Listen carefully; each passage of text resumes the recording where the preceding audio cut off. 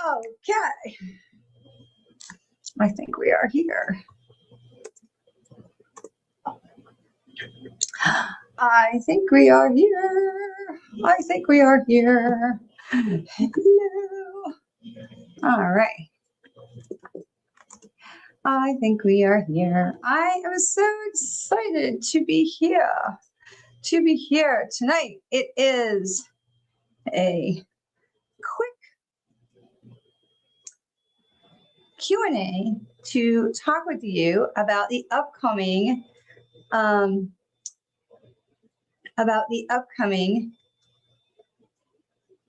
beginning mediumship class. And I am absolutely thrilled to welcome you all and to answer any of your questions. So this is really exciting for me, and really exciting for me to share this with you. And I have been, people have been asking me, come and teach this class. It's overdue. We want you to teach this class. And, when are you going to teach beginning mediumship? So here we are, we're teaching beginning mediumship. So I'm really excited, and I hope that you all will come and consider joining us. So I am Sherry Dworkin-Smith. If you are following me or looking at, this video, you probably know who I am. I am a certified psychic medium, a certified grief educator and coach, and a transpersonal hypnotherapist. And I am so excited to be sharing a little bit about the beginning mediumship class. The class is going to be intentionally small. So the tickets are on sale now, and it's already about half full. So if you're thinking about joining us, it starts next Tuesday. If you're thinking about it, please consider getting your tickets sooner rather than later so that you are not sold out, because like I said, we are keeping the class intentionally small. I wanted to offer the Q&A so you had the opportunity to come in and ask any questions about, what is mediumship? Am I going to have to be a medium? And no, you don't.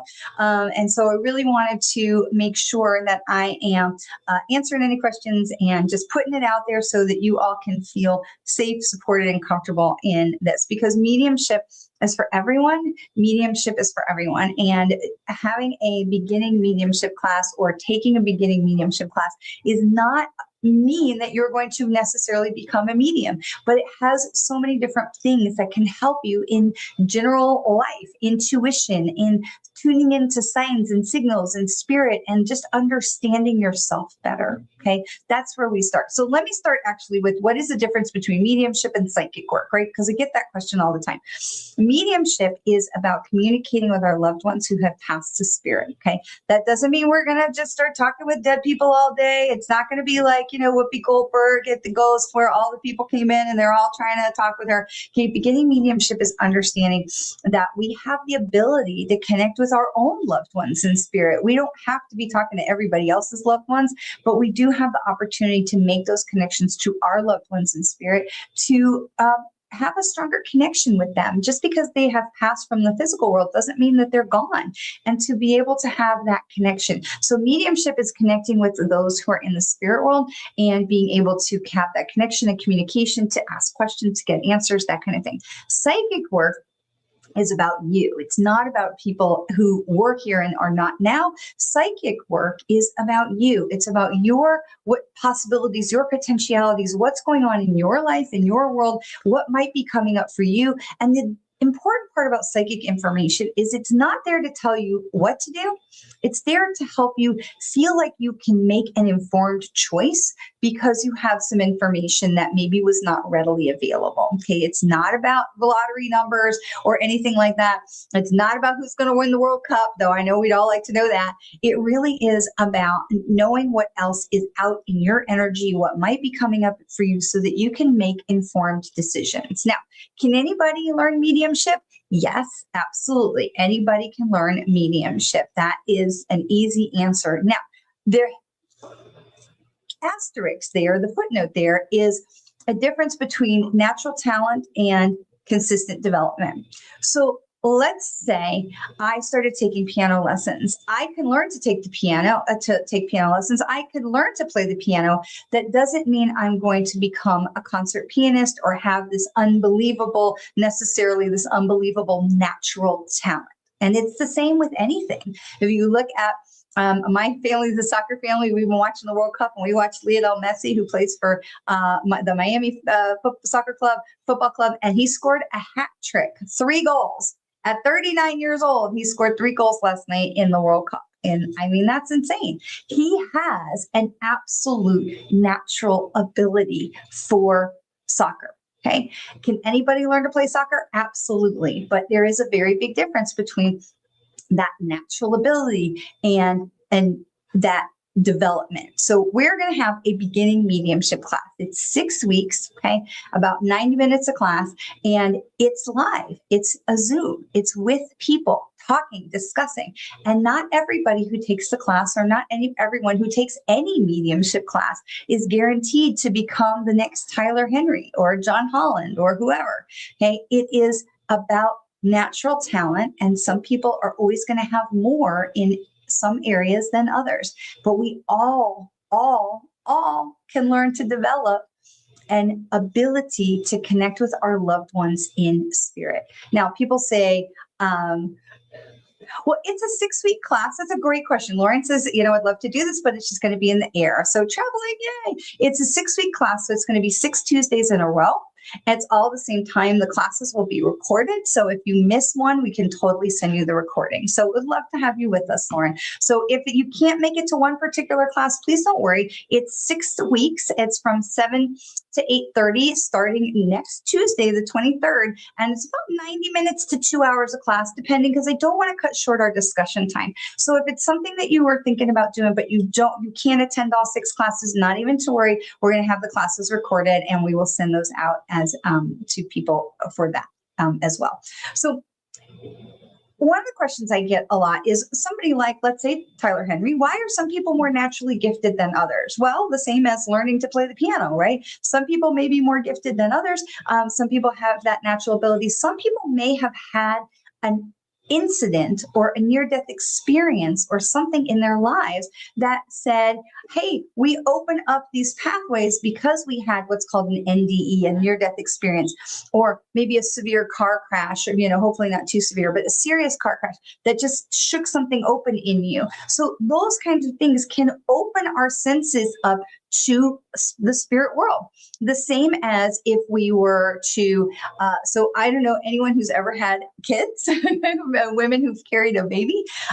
After my children were born, after I had 2 pregnancies, I can't do spinny rides at, let's say, Disney World, the teacups. Nope, can't even look at them. Okay. Or I can't eat certain foods because I can't smell certain things. So some people talk about that as it pertains to long COVID, that they can't taste certain things after a while. So we can have these experiences which can heighten or dull different senses that have been part of shaping our lives. So it could be a lot of reasons why some people tend to seem like they're more naturally gifted in anything. Some things just come more naturally to them than other things. So, for example, we talked about Lionel Messi. I mean, he is an amazing soccer player. I am sure that there are some other things that he's not naturally gifted at. And we all have different abilities. And the key is finding your strengths, finding the thing that is your natural ability and using that to enhance all the others. Okay.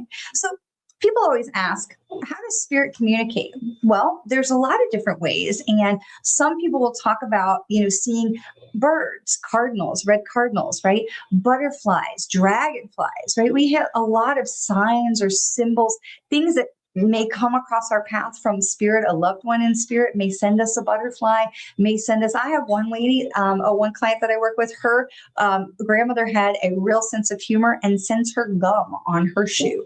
Okay. And it doesn't always, like a big glob that gets all messy and gross, but just like a glob of gum that she's aware of in her walking around day-to-day stuff. So spirit does have a sense of humor. If your loved ones here had a sense of humor, guess what? They still have a sense of humor in the spirit world.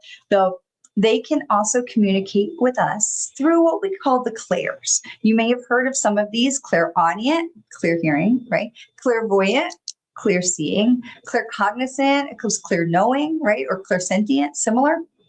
They can communicate to us through dreams, could be memories, Could be thoughts that just pop into our heads.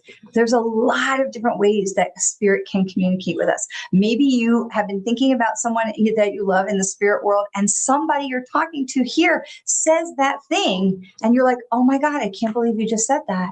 That can also be spirit communication. It could be dreams. Lucky people talk about a dream visitation where their loved ones come to them in a dream and give them a message. There are so many ways. It could be music on the radio. You turn on the car and the radio, and all of a sudden there's that song. It's like the perfect song. Oh my God, I can't believe it. I was just thinking about my loved one, and now here's this song that always reminds me of them. So there's so many different ways that spirit can communicate with us. So one other question that I get a lot is, how do I know if it's really spirit or if I'm just making it up, if it's my imagination? And that's a legit question. It's a legit question. How do you know if we're making it up or if it's just our imagination? Well, some things are so amazing that there's no way that it could be anything else. For example, one woman that I worked with, I was talking with her about her loved one had passed, and we were talking about those last days in the hospital. And I said, why am I all of a sudden hearing Barry Manilow singing the Mandy song? You know, Barry Manilow's song, Mandy? I'm not singing it, but all of a sudden I could hear this song in my head, Mandy. And she looked at me, she goes, oh my God, my grandmother loved Barry Manilow. We listened to Barry Manilow the whole time that she was in hospice. Now, I couldn't make that up. There's no way I could have made that up. I mean, I like Barry Manilow too, but there's no way I could have made that up. So we start to understand that more information is available to us. And don't get me wrong, imagination plays a big part in mediumship. It's really where we start, is allowing our imagination to welcome a spirit communicator in from the other side, allowing this information to come in. And if it feels like it's your imagination, so what?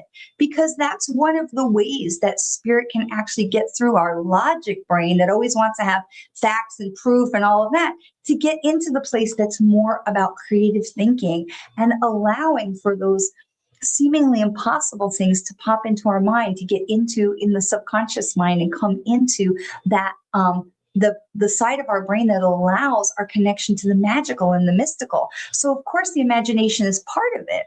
But if you would think, well, if I was going to imagine something, would it really have been Barry Manilow? Probably not. So allowing that those things can actually be working together to help you create a link and a connection to spirit. Okay, here's a big question that I get. Why do I doubt what I'm getting? Anytime that I teach or I take other classes, this is a really popular question.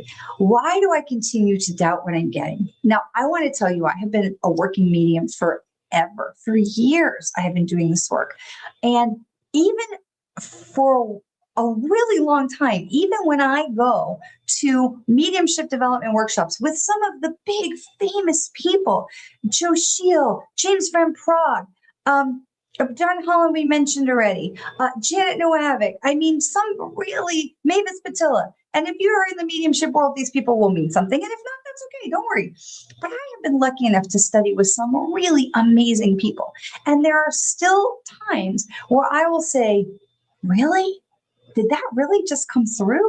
Because sometimes the experience and the information is so exact and so precise that it's hard for our logic mind to believe. Did I really just say that? Did spirit really just tell me that? Did that person really just give me that information? And it's normal to have this doubt of, is this really happening? Because mediumship is not something we may necessarily have been raised with. And so it might have a little bit of fear connected to it. It might have a little bit of overthinking. And it definitely has some pieces of judging the information where we really want to quantify it or find a way to let it land on solid ground. And mediumship isn't about solid ground. Mediumship is about trust and faith in something beyond what we can see. Now, let me talk for a second about this fear part, because some people are raised in a fear of the unseen. Some religious beliefs have concerns about the fear of the unseen or talking to the dead people. And I will tell you, in all of the years that I have been doing this work, and it's a long time, never, ever, ever, ever once, and I have talked with thousands of people from the spirit world, never one single time ever has somebody ever said to me, "Oh, it's hot over here, and I should have been a better person, and this is wrong, and we shouldn't do this." Never. The messages are always messages of love, compassion, caring, self-evolution. Even if that spirit wasn't the nicest person in life and they're working it out and trying to work through some stuff as they're going forward in their spirit journey, never once has the message been anything other than love and support. The messages are not messages of anger or hate or repent or any coherent information ever about an afterlife that is about punishment. The afterlife is about learning and evolving and growing. And what did we learn while we were here? The afterlife has never come up in any kind of reading for myself or any conference or mediumship development, anything, anywhere that I've ever attended, or any other big medium who has led one has ever said anything about negative punishment, repentance, anything in the afterlife. And that's very reassuring. And I know that that can be a little bit tricky for those of us who think that, who feel that people who have done major wrongs in life should be in a place of punishment. But it gives us some peace, I think, to give us peace to know that our loved ones are not suffering. They're not in a negative place. There is not a negative place in the afterlife for our loved ones. Because surely, after all the readings that I have participated in, conducted, observed, somebody would have mentioned it by now, don't you think? So if there's fear, I encourage you to ask yourself of where that's coming from and perhaps try to put that aside, because building our relationship with spirit is truly something sacred and life affirming and love building. And it can have so much to do with connecting ourselves to our higher power as well. So whatever your faith, don't overthink it. Come along for the journey and come see for yourself. Okay. One thing a lot of people ask me too is, how do I know I'm connected? What does a connection feel like? I love this question because sometimes it feels like nothing. And I just know that there's a spirit communicator there, and I'm just having a conversation the same as I may be having a conversation with anybody else. But sometimes when the spirit has stronger energy, it can feel like goosebumps or tingles all through my body. And the more I can say what that spirit is hoping that I will say, those goosebumps and tingles get stronger and stronger. So full disclosure, I'm feeling that right now because I know that the spirit world is really excited that we're going to teach this class, because there are people on the other side that are hoping that people on this side are going to show up so they can talk to you. So I can feel this tingles through the body, kind of like really positive, pleasant pins and needles. Sometimes I know pins and needles, like when your foot falls asleep, is not pleasant. This is a really pleasant pins and needles, or goosebumps, or I'll be like, ooh. Or sometimes I'll even get like butterflies in my stomach if I've said the thing that a spirit communicator is asking me to say. Okay? One of the things I tell my clients at the beginning of any reading is a lot of this is like playing charades. My job is to open up to the spirit communicators and interpret what they are trying to get me to say.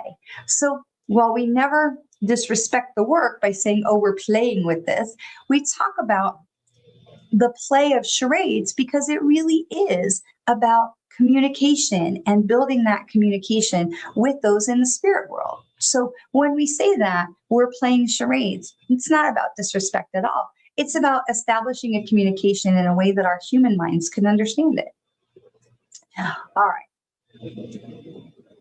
Let's talk about the practice circles. So each class will be between 90 minutes and 2 hours, starting this coming Tuesday, the 23rd. We'll start at 7 p.m. Eastern, and the classes will go between 90 minutes and 2 hours. Okay. And the reason I say that is because each class of the 6 classes is going to have practice time built in, what we call a practice circle. Okay. We're not necessarily sitting in a circle, but we are holding space for each other, and we're inviting each person to take a turn to do a reading and to bring in a communication. Now, there's no pressure on anyone to do more than they want. If they don't want to do it, that's totally fine. There's never any pressure. However, this is a safe space that we're creating, which is why we're keeping the class small. So if you're thinking about it, getting a ticket, please don't wait, because we are keeping the class small, because I want people to be able to have time in the practice circle and not feel so overwhelmed that there's so many people and I got to talk in front of them. It gets scary. So practice gives us confidence, but it also gives us the opportunity to try different things. So let's say you have a connection and you think, oh my gosh, I'm really doing it. But see, now you're in your other brain, you're in your logical mind, and then you may lose that connection. And that's okay, because you'll have the opportunity to try again. And by keeping the class small and having practice built in, gives me as the instructor the opportunity to coach you and teach you and say, well, what does this feel like? Think about this. What about this? And to be in the link with you. So practice is really important, because people say, well, I got a little bit of information, which is fantastic. And the next time you'll get more information and you'll get more information. So the practice, just like anything else, is really important for building up your confidence, building up your skills for where do I go? How do I get this information? Who am I talking to? And getting a familiarity. Let's say the first time you walked into any class, if you've never been there and you don't know anyone, you might be a little nervous to walk into a room where you don't know anybody. But the second time you walked in, you'll be a little more comfortable. And by the time you've taken 2 or 3 or 4 classes, you've got the lay of the land, you know what to expect, you know how it's going to work, and you're okay. And your confidence goes higher and your nerves go lower and your comfort level goes more higher and you relax, which allows spirit to communicate with you more. Okay, so lots of information about why it's so important to practice, which is why I wanted to build that into the structure of the class. What if I'm wrong? What if I'm wrong? Oh, well, we're going to be wrong. I'm always wrong. I mean, at least once in every session, I'm wrong. And one of the things I tell people in the beginning of any session is, I'm not God. I'm not going to get everything right. That's just being human. So we expect that there's going to be something that's incorrect. And that just means we've got to go back and get more information. Okay. So I say, oh, what if I'm wrong? I said something wrong. I was like, oh, well, let me go and ask the spirit for more information. I didn't hear it correctly. Let me go back and ask them for more information. Can you say that to me in a different way, spirit communicator? Let's say I've got your grandmother or your sisters, whatever. And I say, she doesn't understand. The person doesn't understand. Grandmother is here. Your sister is here. I don't understand. Tell me in a different way. Okay. And I'll tell you that they will absolutely use the things that are in your mind, in your awareness, to help you say what they're trying to get you to say. I had such a funny story. I had a woman in front of me. Her father was the communicator. And he was showing me a donkey-shaped piñata. Now, these days, we can get a piñata in any kind of shape we want.